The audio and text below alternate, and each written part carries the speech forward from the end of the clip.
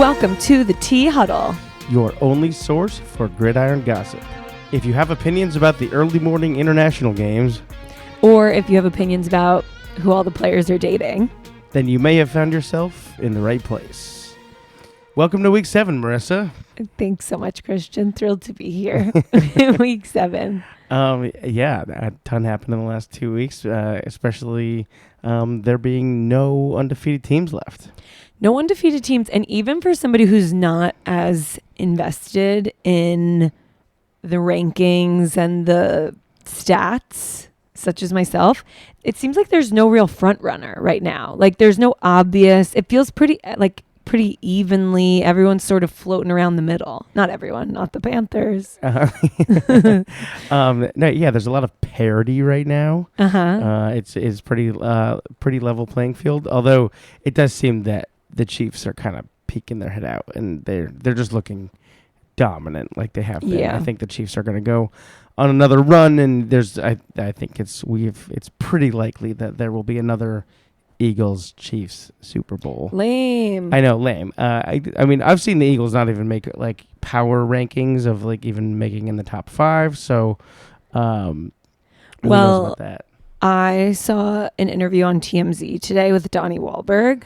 And does he have some things to say about the NFL? And somebody asked him if he thinks the Patriots are going to go to the Super Bowl because he's a big, Boston sports fan. Of course. And he said, the utmost authority on the matter. He said a few weeks ago he didn't think it would even be a possibility, but maybe it's a possibility. But he still thinks that the Eagles and the Chiefs are going to bounce back from this rough start and that they'll show up in the end. Well, so just another thing you and Donnie Wahlberg have in common. Totally. Well, I'm so glad that we had his input on the matter. But I was assuming I didn't know about this. I thought he was gonna be a total like homer and be like, oh, of course, the Pats are gonna make the Super Bowl. No, if there's anything you should know about Donnie, he's a realist. Exactly. Well, happy to have his input. But of course, he's always rooting for the Pats, of course, just like you, who do look fantastic right now. Mm-hmm. Like Drake May really looks very good. There are rumors of us getting another big wide receiver before the trade deadline. Maybe somebody from the Philadelphia Eagles who is not happy about the amount of balls they're getting thrown right now. Like AJ Brown? Like AJ Brown. Is that what I didn't even know that. That's a rumor. It sounds like a little too good to be true, but it would be incredible. I didn't know that AJ Brown and Jalen Hurts were friends before being on the Eagles. I sent you a video on Twitter. Don't know if you saw it. No, I saw that one. It's lovely that they have been friends for so long. It sort of hurts my theory that AJ Brown might go to the Patriots, but that video was heartwarming. There, it's him getting a call, finding out that he's about to get drafted by the Tennessee Titans because he wasn't an Eagle off the bat. From Mike Vrabel, the then coach of the Titans, who's now on the Patriots. So there's a connection maybe that there. does go. Maybe it reinforces your theory. That part does reinforce the theory. And he's hanging out. So AJ Brown is hanging out with his buddy Jalen Hurts when he finds out that he's getting drafted by the Titans. And apparently they became friends when Jalen Hurts was at Alabama. He was trying to get AJ Brown, who was still in high school, to come play for Alabama, which he didn't end up doing. But their friendship, grew anyway. And Jalen Hurts is the godfather of AJ Brown's child. Damn, yeah. I mean, that's pretty deep. And so, yeah, there were all these rumors that they were beefing last year. I feel like that's maybe bullshit. But maybe friendships come and go. And true. I feel like we'll know based on if AJ Brown leaves or not. Yeah. How their friendship stands. Exactly. I mean, I think he's unhappy with the play calling. It doesn't mean he doesn't like Jalen Hurts, but he also just might want to go somewhere where, I don't know, if he thinks the Pats are going to go on a run and he can help that, and he likes Vrabel and maybe he likes May. Yeah, well, a guy can dream. But he keeps saying things like, nobody's, like, I can't make a play if I don't have the ball, right? Yes. Doesn't he say things No, he like is that? unhappy, and I've heard he's like sort of, he's not like angry, he's just like apathetic out there. He's just like bad vibes. Yes. Complacent, which you don't need, but I don't know. They're winning all these games. They're Super Bowl champs. Also, his daughter is named Jersey, Jersee, which if he was like from New Jersey or had any association with Jersey, I would think maybe it was that, but he's not. He's from the South and went to school in the South. So I think perhaps it is like a football jersey. Yeah, that's like the reference. I don't know. I'll find out. It's not my favorite reference for a name, but yeah. I trust we'll get to the bottom of that one. Yeah, I'm rooting for him, and more importantly, I'm rooting for their friendship, Jalen Hurts and AJ Brown, to stay besties. And even more importantly, for AJ to go to New England. No, that one doesn't matter to me very much. Okay, but enough about that. Enough about that. We got a big story. It's one of the biggest. Top story. A big top story. So everyone at this point knows Mark Sanchez. Oh, boy. Let me just take you all back to October 4th. So 10:13 a.m., it comes out that Mark Sanchez was stabbed in Indianapolis. He is there for a Colts game. That will be that Sunday because he is a commentator. Yeah, he's like a Fox broadcaster. Yeah. He was a star quarterback, New York Jets, back in the day, whatever day this was, the mid-2000s when he was a player. I could not have possibly in any way cared less about football. I don't know a player. I don't know what they do. But if you dated a celebrity, I know who you are. So I know who Mark Sanchez is. He dated Eva Longoria. He dated Hayden Panettiere. Jamie Lynn Sigler from The Sopranos. Wow, even as a Jets quarterback. He Yes. can pull that in. I mean, I was going to contradict you and say maybe he wasn't a star, but he actually, I think, was the last quarterback to get the Jets into the playoffs. So he actually was. He just did some dumb things, mainly the famous butt fumble. I don't know about a butt fumble. You don't know about the butt fumble. Wow. No. It's yeah. It was before my time as a fan. It was. It's a piece of legend. Oh, he fumbles with his butt? No, he runs into his own offensive line, just the guy's ass. He runs right into it and drops the ball, and the Patriots pick it up and run it in for a touchdown. It's like the most embarrassing football play ever. Oh. Well, he still bagged model Hillary Rhoda, who then went on to marry Sean Avery. Okay, Sean Avery. Yeah. They've since been divorced, but neither here nor there. Okay, anyway. So 10:13, it comes out he was stabbed in Indianapolis. 10:13 a.m. in the morning. So in the morning. We're like a few hours after because it happened in the middle of the night. It happened it happened at around, we'll get to the exact minute by minute play. So 10:13, we're like, oh my God, I hope he's okay. I can't believe he was the victim of a stabbing incident. Right, that's the first thing we heard is that. Yeah, he's in the hospital. Yes. He's been stabbed. Everyone's sending their thoughts and prayers. We hope he's going to make it. First, I heard he was in critical condition. Then, okay, sounds like he's in stable condition. Then at 2:30 p.m., it came out that while he was in the hospital, he was arrested for his part in the stabbing incident. What the fuck? And since then, so much information has come out. So much security video footage has come out. I've seen it all. I've studied it closely. And I'm here to break down for you guys what happened early in the morning on October 4th in an alleyway in Indianapolis. Okay, let's get a clean breakdown of what went down this fateful night. At 12:05 a.m. It's like not even that late for such crazy behavior. Totally. Midnight. And it was before the game he was calling, right? Correct. Yeah. He wasn't in town after the game. No. This was before. This was like Friday midnight. Yeah. Okay. All right. At 12:05 a.m., a cooking grease collection truck. Have you ever wondered what happens to all the cooking grease at a restaurant? A truck comes to collect it. We're already learning so much. A truck operated by a 69-year-old truck driver pulls up into the alley behind a pub restaurant and the Westin Indianapolis Hotel. So apparently, when the truck pulls up, Mark Sanchez is running wind sprints in the alley. There's no footage of this. I'd love to see it. Okay, video shows at 12:14, so 9 minutes after the truck pulls up, Sanchez walks sort of stumbling, but not like crazy stumbling. But he looks like he's probably been overserved. He walks out of the alley at 12:14. Then at 12:15, just a minute later, he does an about face and walks back towards the alley, but he walks past it.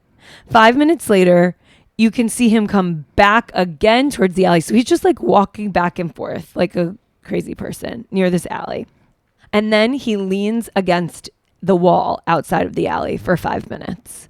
A stranger walks by. You can see them sort of chatting. Like as the strangers is continuing to walk, his head is turned back. He's talking to the guy leaning against the wall. Does he know that this is Mark Sanchez? Does he think this is just like a drunk guy leaning against an alley wall? I don't know, because there's no sound in the security video. Then at 12:24, so this is all within 20 minutes, he runs down the alley towards the truck, which is out of view of the security camera. So you can just see he's like standing there, and all of a sudden he just starts running towards the truck. According to the victim, who, like I said, the alleged victim, I mean, I've seen the photos, but who, like I said, he's 69 years old. That's an elderly man. He says Sanchez came up to the truck and told him to move his truck, which he refused to do. Like, why is this Mark Sanchez's fucking business? Also, like, he's like, this is my alley. I've been standing against the wall for 5 minutes, and I don't like your truck being here. This is my favorite space to do wind sprints while I'm wasted after midnight. Yeah. And you're doing your job, and you're in my way. And I don't like it. And the guy's like, no, I'm not moving my truck. Mark Sanchez climbs in the truck and like lunges at the driver. The driver stated in his affidavit that Mark Sanchez smells of alcohol and his speech was slurred.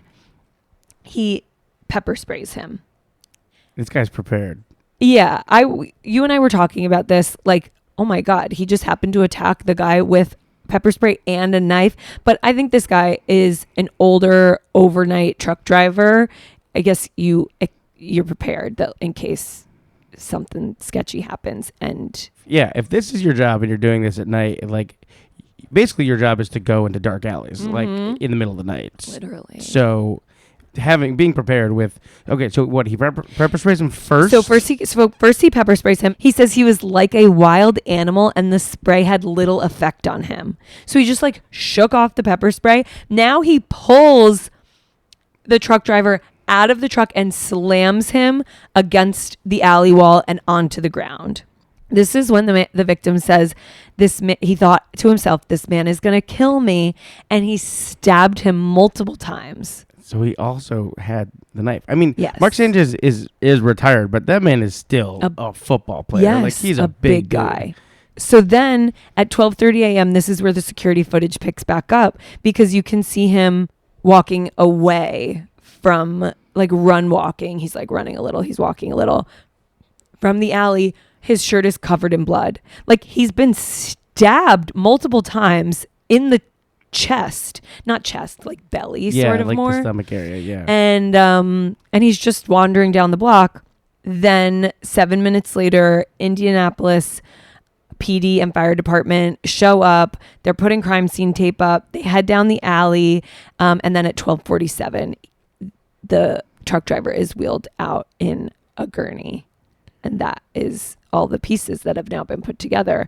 It sounds also like Sanchez maybe took the knife and sliced the truck driver's face himself because the truck driver was then also hospitalized for many wounds and injuries. Right. Yeah. I thought there was also like a stabbing, from Sanchez. Yeah, I think he took the knife. I mean, if he's that riled up and he's definitely on like drugs or something, it's sort of wild he didn't kill this guy. Yes. What happened is obviously terrible, but I sort of can't believe that this like drugged up, angry Mark Sanchez didn't just actually kill this dude. Yeah. Mark Sanchez has already been charged with felony battery involving serious bodily injury, as well as 3 additional misdemeanors. He faces up to 6 years in prison. If convicted, he has pleaded not guilty to all charges. Apparently, police have seen multiple videos of the actual attack.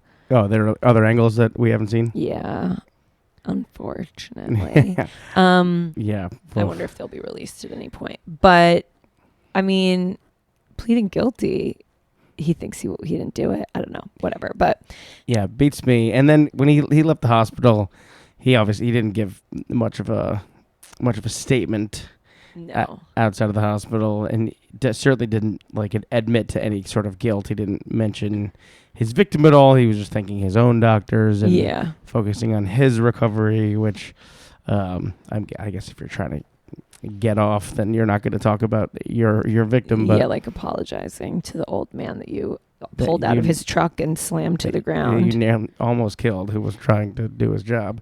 A judge was assigned to the case but recused herself and requested that another judge be assigned instead. No, she didn't elaborate on her reason for the request. She's a big Jets fan. Maybe. Or maybe she just felt like she had read too much about it already and didn't feel like she could be impartial.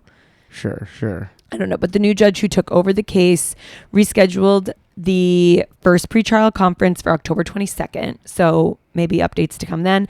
And then a second pretrial hearing will take place in December. His jury trial is set for December 11th. Also worth mentioning, so he's married now to an actress who was on Shameless and is currently on that Hulu show with Glenn Powell, Chad Powers, that looks awful. Yeah, it looks he terrible. wants to be a football player, but he's too famous, so he puts on a fake nose and then he can be a football player. That makes no sense. Yeah, I don't know. But Sanchez's wife, Perry Matfield, she's in that show. And he has an 8-year-old son with a model, Bobby T, who put out a statement which included the line, "Sadly, none of this is surprising to me." Oh, shit. Well, Bobby T, it was surprising to me. So what do you know? Yeah, totally. Does he have a history of using PCP? Is this? I mean, I don't know exactly what happens with PCP, but it's in the movies, if you get stabbed or you get pepper sprayed, you still have a lot of energy, and you just wipe it off. Yeah, and because as this guy said, he was like a wild animal. That's I know nothing about PCP, but from what you're telling me, it sounds like that. No, this I've had some cocktails. I've never wanted to pull a man out of his truck, and this is all opinion, of course. Yeah, except for what I saw in the security footage. Oh yeah. And which was nothing really other than him wandering around back and forth in front of an alley, and then all of a sudden just running towards the alley and then leaving the alley covered in his own blood. Yeah, yikes. Yeah. So that's all you need to know about that for now. Yeah. I'm sure more will happen, especially on October 22nd and then again on December 11th when this is going to trial.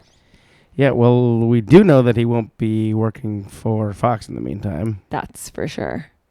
It'd be wild if they just he just kept him was on camera the next day. Yeah, Jesus. No. I mean, he's been benched. Seriously. Well, in the world of on-field violence, we saw ourselves the biggest brawl of the season between the Lions and the Chiefs. I don't like that at all. I don't want my Lions to be fighting. I don't know, fighting the Chiefs. That's pretty good. I like to mix it up against those guys. The Lions were the aggressors. One Lion was an aggressor. But break it down for us. We have another breakdown, not quite minute by minute, but all right. So Brian Branch is a safety on the Detroit Lions. Safety is just if we're going to do a follow-up of things Marissa still doesn't get. Okay. I don't get what a safety is, but that's not what I'm here for. Carry on. Yeah. just put that Safety's in. tough because that word means two very different things. Yeah. But so, yeah, Brian Branch is a safety on the Detroit Lions. And the short version is during the good games at the end of the game, he smacked Juju Smith-Schuster in the face. Juju is the wide receiver of the Kansas City Chiefs. So to rewind a little bit, Mahomes scored a touchdown. Likely thing for him to do. At some point in the game. He ran it in, so he had the ball, and he beat Brian Branch into the end zone. And Mahomes looks at Brian Branch and does it's a pretty mild taunt, but he's brushing himself off, but he's making eye contact with Branch, who I guess missed this tackle or whatever. It was sort of a taunt. And then at the end of the game, Mahomes maybe feels bad about this. He walks up to Branch and he tries to give him a high five. Branch completely ignores him. He will not good game Patrick Mahomes. Mahomes doesn't seem to really care about this, but Juju Smith-Schuster does. He approaches Branch and says something. We don't know what he said. And then Branch just really hits him in the face. Yeah, I would love to know what he said. Totally. With his helmet still on. So this big brawl breaks out. They try to break these guys up. Branch gets back into Juju's face and pulls off his helmet and actually got a really good punch in there. And I don't think he broke Juju's nose, but he was bleeding, and it was a real mess. There was probably 20 guys in this brawl. It was this was a real post-game melee. I looked into Brian Branch to see if he has any sort of priors, and he doesn't. No arrests or anything like that. I was like, maybe this is behavior indicative that there's more. And he doesn't. But Juju Smith-Schuster, he's a big TikToker, Twitch. Oh, no way. He's very online. That's all you need to know about either of them. He hasn't gotten arrested, Smith-Schuster? I sort of thought he had stepped out of the car at some point. No. I guess I just assumed that with the Kansas City Chiefs. Yeah. Dan Campbell wasn't happy about any of this. No, he wasn't, and he wouldn't be because he wants his players on the straight and narrow. He runs a tight ship. Mm-hmm. Apparently, I read that he apologized to Andy Reid on behalf of his players' bad behavior.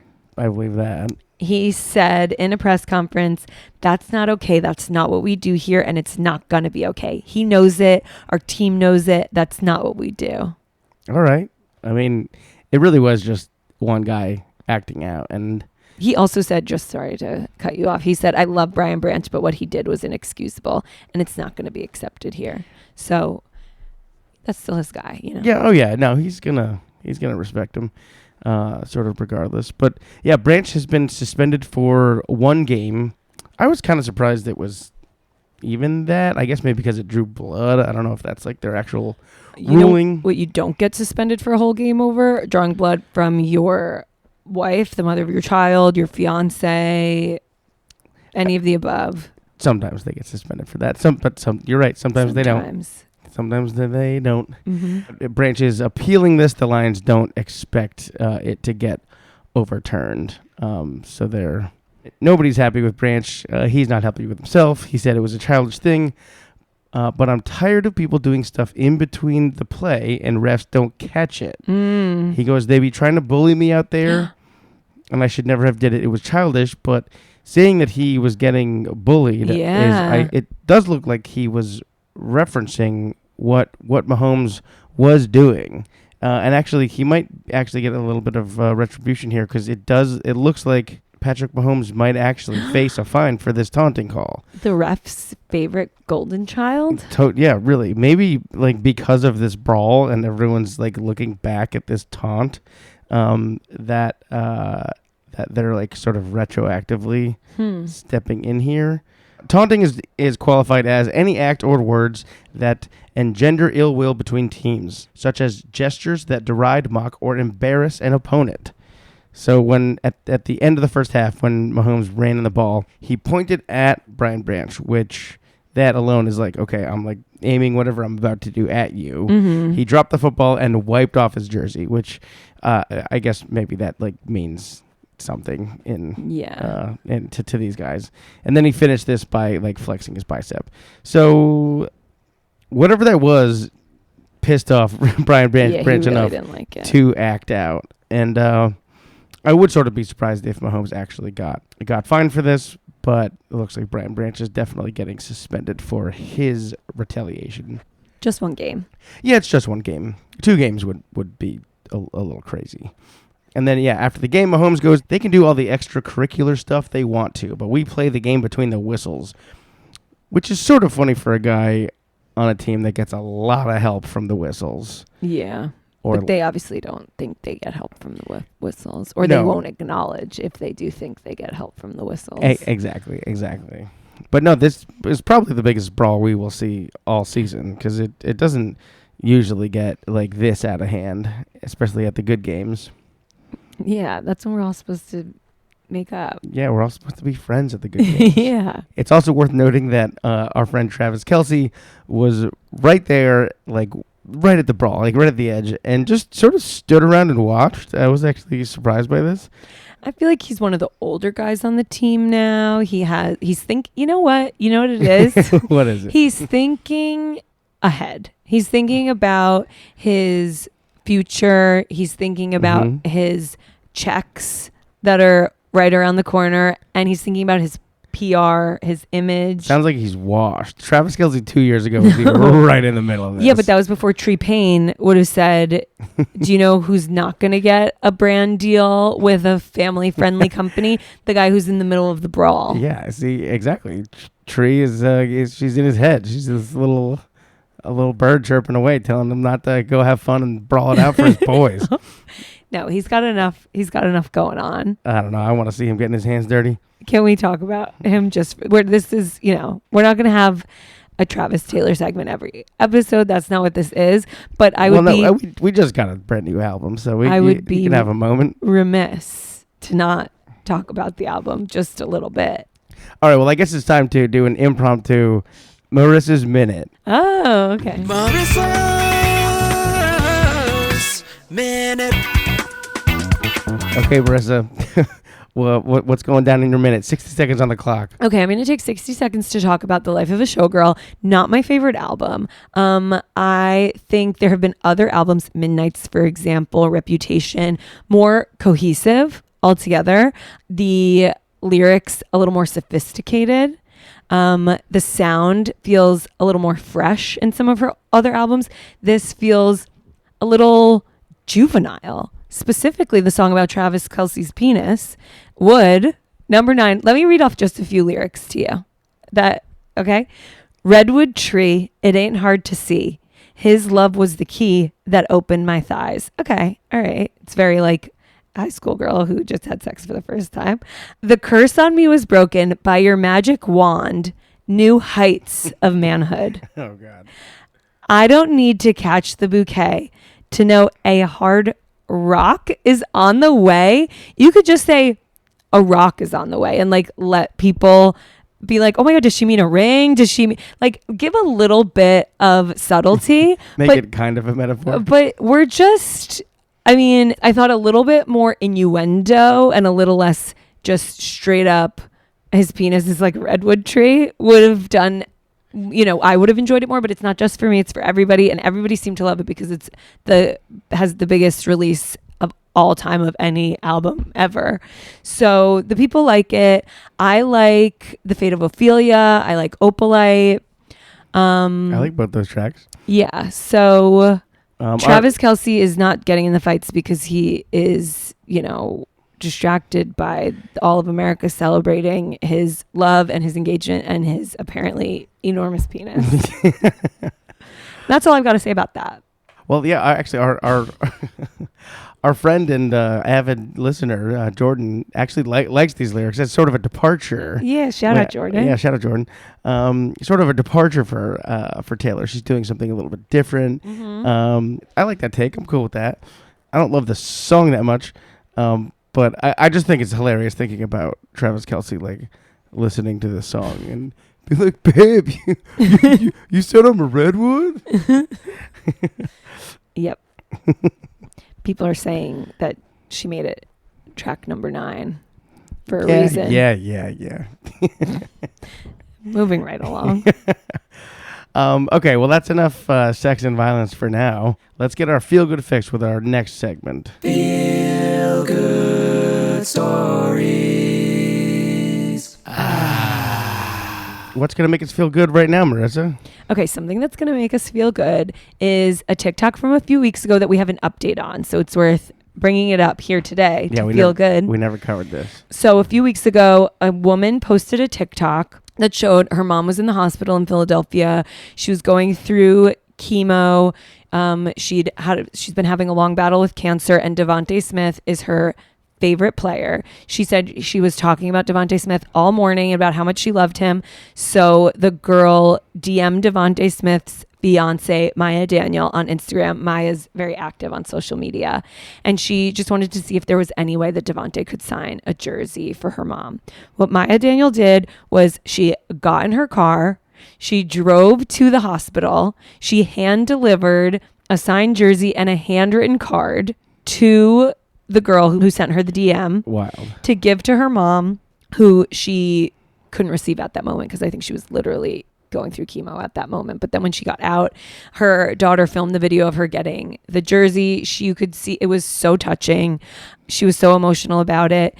In the caption, she said that her love of Philadelphia sports is something that had kept her going through her years-long battle. And then this past week, they all got to go to the game. The whole family. They met Maya. They met Devontae. They took pictures. Wow. It was so sweet. And it was a feel-good fix.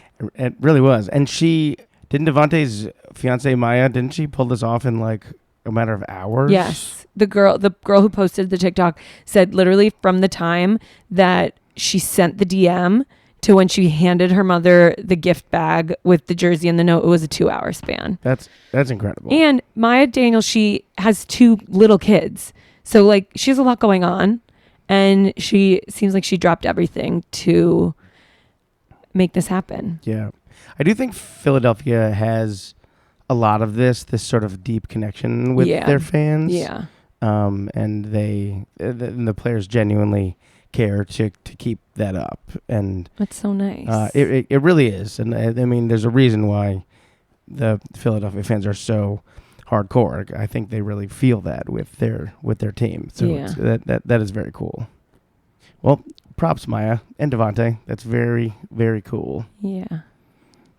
Another feel-good fix. Josh Hines Allen. He's a defensive end for the Jacksonville Jaguars. He has an 8-year-old son who was diagnosed with leukemia at the way end of last season. This poor 8-year-old kid, Wesley. Wesley just finished his cancer treatments and is in full remission. And so at this past game, their matchup against the Seahawks, little Wesley served as an honorary captain. That's so cute. And he got to walk out onto the field for the coin toss and where all the captains meet. And big shout out to the Seahawks players, because they all dapped him up, and they he's just this cute little 8-year-old, and it was a really nice story. And then to close out this segment, we're also going to check in on an old feel-good story. Hey, I'm checking in here. So in our draft episode before last season in 2024, we covered this feel-good story that Bo Nix, the quarterback on the Denver Broncos, is actually brothers with Tez Johnson, the wide receiver on the Tampa Bay Buccaneers. And this was, I think, it was right before Bo Nix was drafted, but it was before Tez Johnson was drafted. Yes, yeah. Tez is a rookie right now, but they basically grew up together. Tez Johnson apparently had a very, very rough childhood, and Bo Nix's father, who was their high school football coach, formally adopted him in 2018 and raised him. And obviously he's an incredible guy, and he helped him get into college, and they ended up playing together in college. And now they're both in the NFL. So it's really this Bo Nix's father seriously did an incredible deed here, because this kid probably wouldn't have made the NFL without him. But the reason we're checking in, we told the story before, but the reason we're checking in is that Tez Johnson just caught his first touchdown ever. Exciting. Yeah. And, he catches the touchdown and he's in the end zone, and everybody they're in Tampa Bay. The whole crowd is screaming MVP, MVP. And apparently he thought, he was like, why are they screaming that for me? He later said, I was like, I didn't do nothing this year. But then Sterling Shepard, another wide receiver on the Buccaneers, was like, no, that was for Baker Mayfield, because who threw the touchdown, because Baker is on what some people are saying is an MVP run at the moment. Oh, Yeah, he's really like arguably the best quarterback in the NFL right now. Just real quick, Sterling Shepard was married to major supermodel Chanel Iman. Before him, she dated A$AP Rocky, a bunch of other people. They were married until 2022, have 2 children together, got divorced. She's now married to a different NFL player. Oh, shit. Devon Godchaux, I think is how you say it. That doesn't really have anything to do with Bo Nix or Tez Johnson, but just like a little pop-up video, like a little fun fact. We never get to talk about Sterling Shepard, so I know. Or nice. Devon Godchaux. Really. Yeah, we don't talk too much about defensive tackles. But I hope everyone's doing well with all their respective partners. And more related to what we were talking about, Bo Nix, he got married before he was even drafted as just a young kid. Yeah, too many of these kids are doing that. He married his college sweetheart, Izzy Smoke, and they just announced that they are expecting a baby. Oh, so Tez Johnson's going to be an uncle. Wow, how nice. Mm-hmm. Good for all them. And that brings us to the final goss. Final goss. What do you have for us, Marissa? Today's final goss is asking if Madison Beer's mom confirmed her relationship with Justin Herbert. And the answer is no, not quite. But we don't even need her to, because we got some real life PDA lip on lip kissing on the sidelines between pop star, influencer, celebrity Madison Beer and quarterback Justin Herbert. They smooched on the sidelines. It was so exciting. Is that when he started losing games? It is exactly when he started losing games, yes. But then just a couple days later, Madison Beer's mom was seen on a red carpet somewhere, and they asked her, what can you say about Madison and Justin? And she said her lips are sealed, but all that she'll say is that Madison is happy. Okay, cute. All right. And then she teased that new music was coming from Madison Beer soon. And then she said that they were like, what about you? What do you have going on? And she's like, well, I have my hanger. And I was like, what could that possibly mean? So obviously I looked into it, and that's her thing. She has a hanger, like a clothing hanger. It's called the halter hanger. Not like an airplane hanger? No, like a hanger. And her Instagram for the halter hanger is, I went in the deepest dive, the blackest hole of Instagrams, just about her promoting her hanger, and I can't get enough. So if you're bored, go look at halter hanger on Instagram. Oh, wow, you're giving her a plug, huh? Is it like a good design? Like, I mean, I guess your halter won't slip off. Okay. The hanger. All right. Nobody's invented that yet? She invented it. And she's the first one to keep her halter on the hanger? I think if she's not, she's in for a rude awakening. But this is not a hanger podcast. This is a gossip, celebrity, NFL, sports podcast. Mm-hmm. And Madison Beer and Justin Herbert are my new favorite NFL couple. Really? Over Stephon Diggs and Cardi B? No, you're right. Stephon Diggs and Cardi B are my first favorite couple. They're my favorite, like, oh my God, are they? Aren't they? Except they are, because they kissed on the sidelines. Yeah. Okay, I sort of get that distinction. Thanks. They feel like they're like actually like maybe going to be a real couple and get married and stuff. Cardi B and Stephon Diggs is just like, what's going to happen next? They had a little too much fun is what she said. She said, everybody was telling me to have fun. Well, I had a little bit too much fun, and now I'm pregnant. Good for you, Cardi. Yeah, I love her. I just want to see her at a Pats game. Come on. I know. I want to see a sideline kiss. Yeah, seriously. She's got an album to promote. She's busy. Yeah. Well, yeah, we're like a third of the way through the season. All right. Well, that's it for this episode. Check us out on Instagram and Twitter. Come tell us some goss. Just say hi. Tell us what else you want to hear. Look out for more of us on week 9. Maybe someone will get arrested between now and then. Maybe there'll be a new couple. But either way, we'll have more fights to tell you about, sexy lyrics, hangers. And until then, Stay juicy.